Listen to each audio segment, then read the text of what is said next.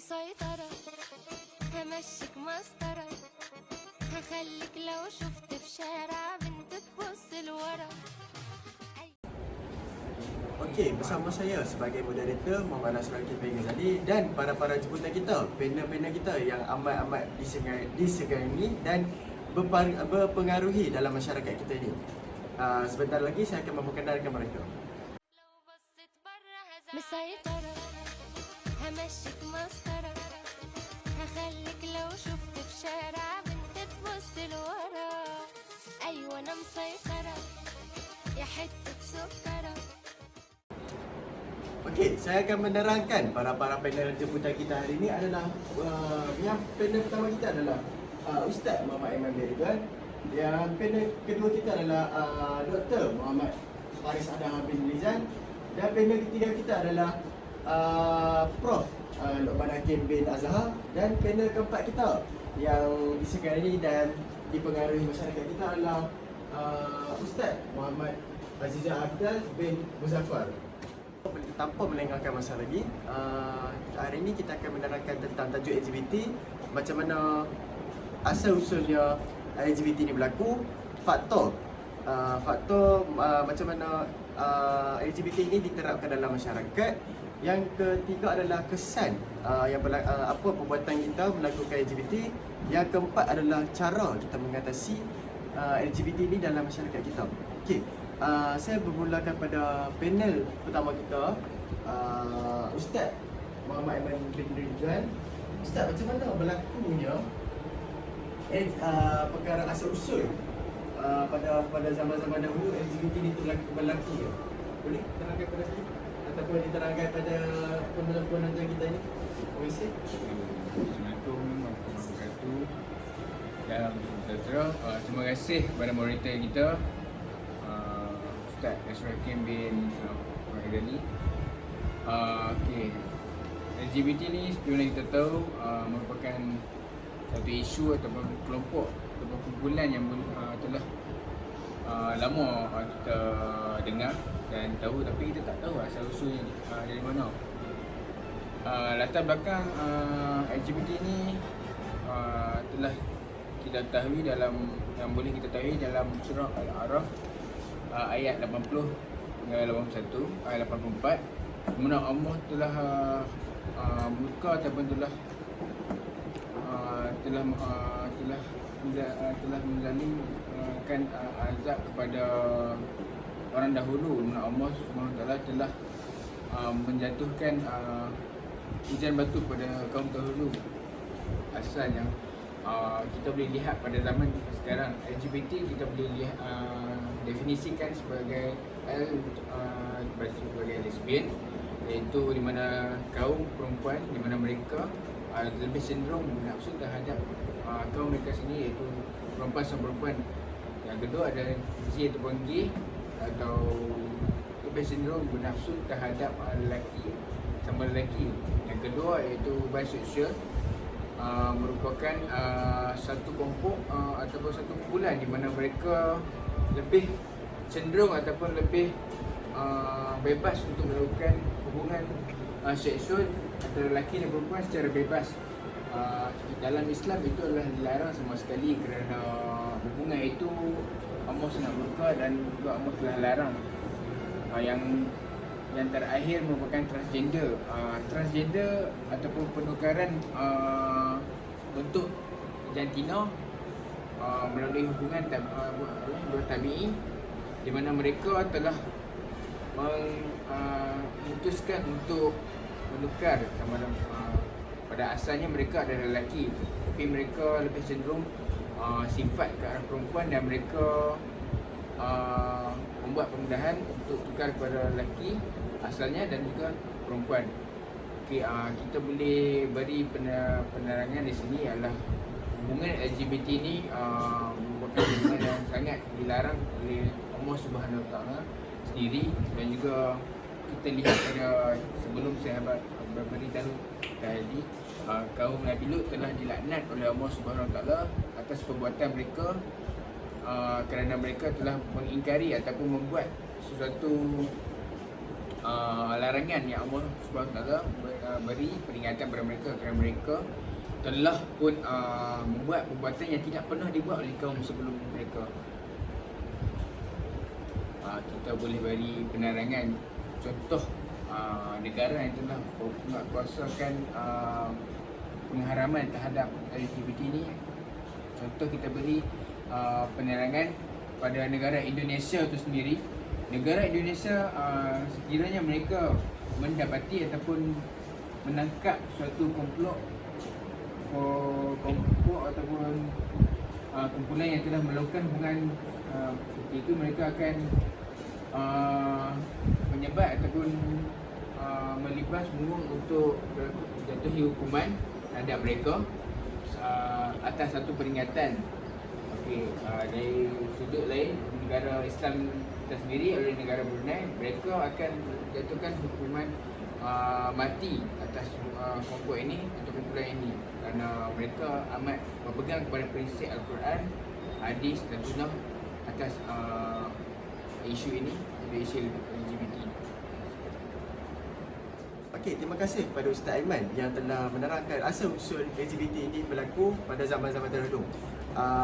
Yang kita ingat balik, LGBT ini telah lama berlaku dari zaman kaum Nabi Lut dahulu.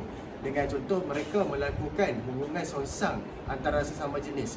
Lalu Allah menurunkan azab yang amat dahsyat yang diturunkan kepada kaum Nabi Lut sebagai pengajaran kita. Tetapi dalam tahun kebelakangan ini, kelompok LGBT ini makin membesar dan tidak kita nampak sekarang ini susah untuk menangani kelompok LGBT ini. Okey, saya nak bertanya kepada panel kedua kita, Dr. Faris. Nak tanya macam mana faktor boleh berlakunya LGBT ini dalam kalangan masyarakat Malaysia kita tersendiri. Okey, Assalamualaikum warahmatullahi wabarakatuh. Terima kasih kepada moderator kita bagi menjawab persoalannya. Okey, punca berlakunya LGBT ni dalam kalangan masyarakat kita adalah berpunca daripada kurangnya penghayatan agama dalam kehidupan seharian. Okey, walaupun kita belajar agama daripada kecil hingga ke besar, daripada kita sekolah rendah hingga ke tahap diploma dan juga degree, iaitu mempunyai subjek berkaitan agama, namun jika tidak diamalkan dalam kehidupan seharian, ia membuatkan ia hanya sia-sia sahaja. Jadi perkara ini menyebabkan diri kita mudah untuk terpengaruh dengan ajaran LGBT ini. Golongan yang terlibat dalam LGBT ini tidak dapat membezakan yang mana yang baik ataupun yang buruk kerana telah dicuci minda mereka agar semua berfikiran bebas, iaitu liberal. Kalau dalam bahasa yang lebih difahami, liberal. Okay. Hal ini menyebabkan makin ramai LGBT dalam kalangan masyarakat Malaysia. Daripada dulu yang tidak ada langsung, dia makin hari makin meningkat dengan LGBT itu dalam kalangan masyarakat Malaysia kerana kurangnya pengamalan agama dalam kehidupan seharian ini. Okay. Seterusnya, konflik keluarga juga menyebabkan berlakunya LGBT ini. Okey, hal ini kerana apabila kurangnya kasih sayang daripada ibu bapa itu sendiri yang sibuk dengan kerja ataupun sibuk dengan perkara lainnya sehingga mengabaikan anak-anak, jadi mereka akan mencari keseronokan tersendiri mereka dengan melakukan hubungan sejenis dengan rakan mereka. Hal ini kerana apabila mereka melakukan hubungan ini, mereka akan merasakan diri mereka disayangi dan juga seperti dapat menggantikan kasih sayang seorang ibu bapa itu sendiri. Walaupun cara hidup barat ini telah sampai di Malaysia, namun masyarakat negara kita menolak sekeras-kerasnya pandangan LGBT ini kerana tidak selari dengan kehidupan seharian masyarakat Malaysia dan juga tidak selari dengan ajaran agama Islam. Lebih sedih lagi apabila yang mengikut LGBT ini adalah Islam, tetapi mereka mengikut benda yang tidak betul. Okey, dalam sejarah kehidupan LGBT dari zaman Nabi Lut alaihissalam dahulu, kaumnya telah dikenakan azab oleh Allah Subhanahu Wa Taala sebagai kerana telah melakukan perbuatan yang keji. Firman surah Al-A'raf ayat 80 hingga 81. Jelaslah bahawa perkara ini dapat ditangani dengan perhatian oleh masyarakat sekeliling, serta semua pihak haruslah mengambil berat dan menangani perkara ini agar tidak menjadikan LGBT ini tersebar luas. Dengan pelibatan semua pihak, maka hal ini akan membuatkan kita akan mendapat kesan positif bagi agama, bangsa dan juga negara. Okay, saya serahkan kembali kepada moderator kita. Terima kasih kepada panel Dr. Faris. Okey, apa yang kita nampak dekat sini, Dr. Faris menerangkan beberapa faktor-faktor yang punca berlakunya LGBT dalam masyarakat yang tak disangkakan lagi. Doktor memberitahu walaupun kita berapat dengan rakan-rakan kawan kita, kisahlah sama ada lelaki atau perempuan, kalau terlampau rapat sangat tanpa ada batasnya pergaulan semua tu, boleh menyebabkan satu punca rasa sifat songsang yang akan berlaku pada mereka yang melanggar batas-batas tersebut. Okey, apa yang faktor yang saya boleh tambah dalam ni, bukan sahaja dari segi kecuali ibu bapa apa, dari segi media sosial yang sendiri, yang saya nampak, yang saya buat kajian sendiri, ada yang platform-platform yang platform yang tanpa batas. Contohnya mereka mempost video-video yang berlaku, ada contoh macam LGBT, contoh gay, lesbian. Yang menyedihkan lagi, ramai yang rakyat Malaysia kita yang melakukan perkara tersebut. Saya nampak kat sini pihak kerajaan perlu memantau ataupun memantau pelakuan ini dalam media sosial juga. Okey, kita teruskan dengan panel ketiga kita, iaitu Prof. Lokman Hakim akan menerangkan kesan apa berlakunya LGBT ni diteruskan secara lama ataupun diteruskan secara lagi dan lagi. Okey, dipersilakan Prof. Lokman. Terima kasih moderator Muhammad Nasir Hakim atas soalan yang diberi. Ya, banyak kesan yang kita boleh lihat kepada golongan LGBT pada zaman ini. Antara kesan kepada individu yang kita boleh tengok adalah kebolehan dan kelebihan mereka tidak akan diiktiraf. Sebagai contoh adalah seorang atlet yang bertanding pada acara Temasya Olimpik 2020 telah ditolak untuk melayakan diri dalam acara itu. Secara fizikal kita fikir kerana dia adalah seorang lelaki yang bertukar jantina kepada perempuan. Jadi secara logik kita tahu yang lelaki mempunyai kekuatan mental dan fizikal yang lebih daripada wanita. Jadi tidak mustahil dan sukan itu akan menjadi tidak adil kerana kemenangan akan berpihak lebih kepada mereka. Dan seterusnya, aktiviti harian tidak akan diterima oleh masyarakat. Kawan-kawan, cikgu-cikgu, adik-adik dan semua orang di sekeliling kita tidak mahu bercakap untuk kita ataupun mahupun untuk bergaul dengan kita dengan apa yang kita yang pilih, kerana itu sudah terus terang sudah jauh daripada melanggar agama itu sendiri. Kerana telah melanggar agama yang telah diajarkan oleh agama kita sendiri.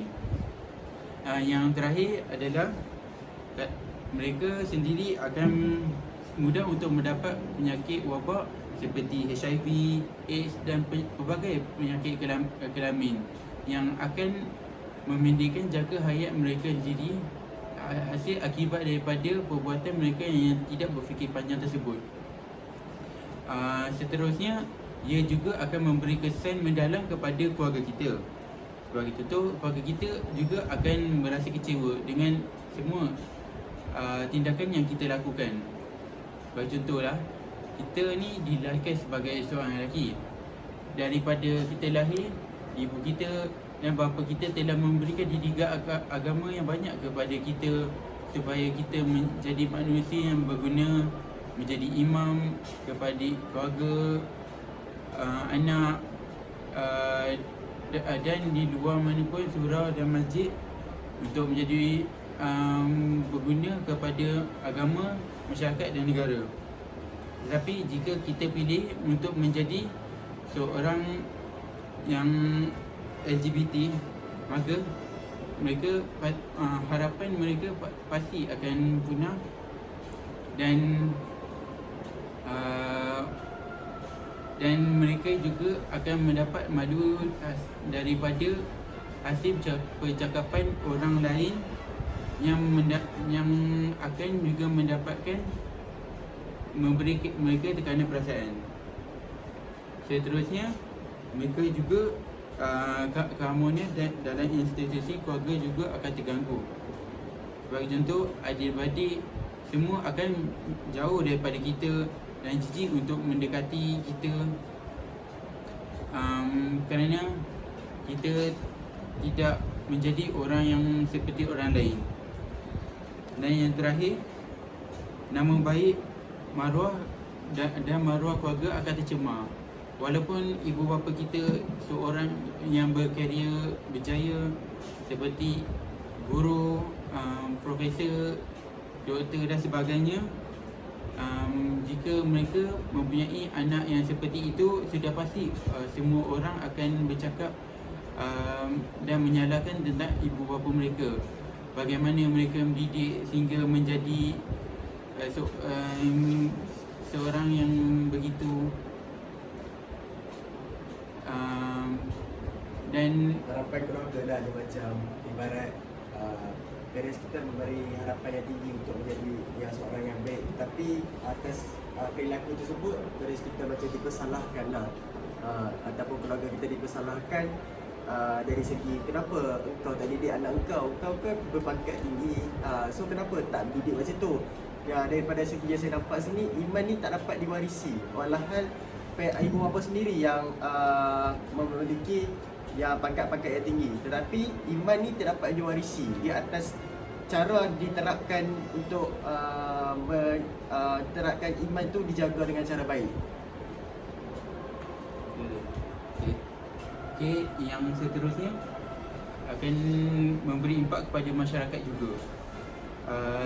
Dia akan mencerminkan kemunduran masyarakat.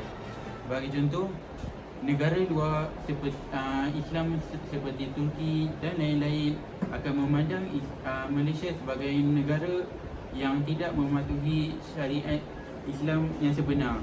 Dengan adanya golongan LGBT ini, sudah tentunya Malaysia akan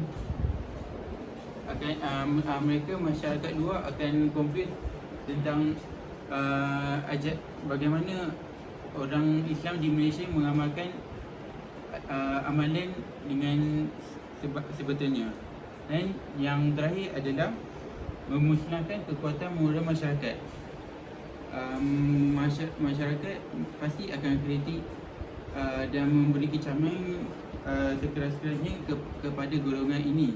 Okey, terima kasih kepada Prof. Lemah Hakim. Okey, bukan itu sahaja yang kesan-kesan Prof terangkan tadi. Ada banyak-banyak lagi kesan yang siapa yang terlibat dalam aktiviti. Kalau contoh yang logik lah bagi saya. Contohlah, kalau perempuan itu berhubungan dengan perempuan itu sendiri, macam mana masyarakat kita nak kembangkan dengan generasi-generasi yang baru. Kalau sedangkan seluruh masyarakat Malaysia kita ni menerapkan LGBT. So, perkembangan generasi baru itu makin berkurangan. Okey, kita teruskan dengan cara ataupun langkah untuk menerangi LGBT ini tersebut. Okey, kita persilakan Ustaz Azizul Afdal yang disegani oleh dalam masyarakat kita ni. Okey. Baik, terima kasih kepada saudara moderator Nasrul. Terdapat pelbagai langkah-langkah dan cara untuk menangani masalah LGBT ini.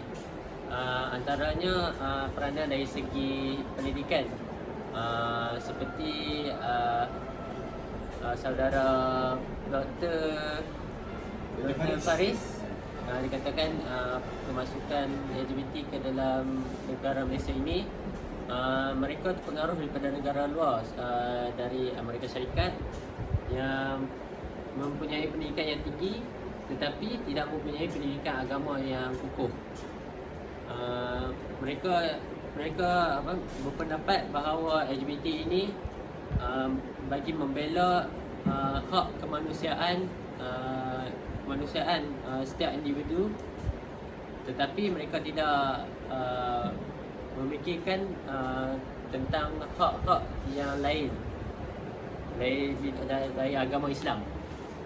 Selain itu, ada juga berperanan dari segi pergaulan, seperti saudara Profesor Lokman beritahu adalah satu norma biasa bagi kita semua untuk mempunyai pasangan yang lelaki dan perempuan, bukannya songsang seperti lelaki ke lelaki dan perempuan bersama perempuan. Dengan ini mereka akan berpendapat bahawa pergaulan LGBT ini adalah terkutuk dari masyarakat dan selalu dipandang rendah pada mereka. Lagi seterusnya peranan dari segi teknologi pula. Seperti kita lihat zaman sekarang ibu bapa selalu memberi pendidikan dan pelajaran dari segi memberi teknologi kepada anak-anak dan memberi mereka melayari internet yang luas tanpa pantauan. Oleh sebab itu, anak-anak yang masih mempelajari dan masih sedang belajar tidak tahu yang mana betul, yang mana salah, maka mereka tidak kisah dan melayari internet dengan memasuki laman web yang tidak patut, dan ini boleh memesongkan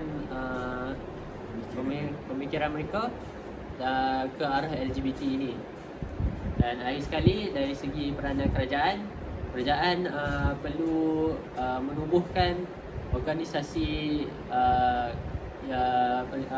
pendidikan berdasarkan Islam yang betul, untuk memberi bimbingan dan kaunseling kepada golongan-golongan LGBT ini agar mereka tidak terpesong dan akan melalui ke jalan yang lurus.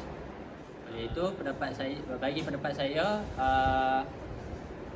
peranan-peranan ini adalah amat penting bagi kita membanteras dan mencegah daripada kejadian pengaruh LGBT ini berlaku ke dalam negara kita dan seluruh dunia lah, supaya kita tidak terpesong dan dimurkai oleh Allah. Okey, terima kasih kepada Ustaz Azizul. Okey, apa yang kita nampak sekarang ni bukan itu sahaja peranan kerajaan untuk menangani LGBT ni. Walhal masyarakat kita sendiri pun boleh bersama-sama untuk menanangi LGBT tersebut. Dan masyarakat individu tersendiri macam kita membaca Al-Quran, memahami Al-Quran itu maksudnya apa, dan kita tahu, kita terapkan apa yang akibat yang kita menerima kalau kita melakukan LGBT ini tersebut. Okay, kesimpulan yang kita nampak ke sekarang ni untuk yang semua para panel kita terangkan, LGBT ni bukanlah satu amalan yang diterima oleh Allah. Contohnya kalau kita melakukan solat itu solat, tapi kalau kita melakukan kejahatan LGBT tu, solat tu sebagai benda sia-sia saja.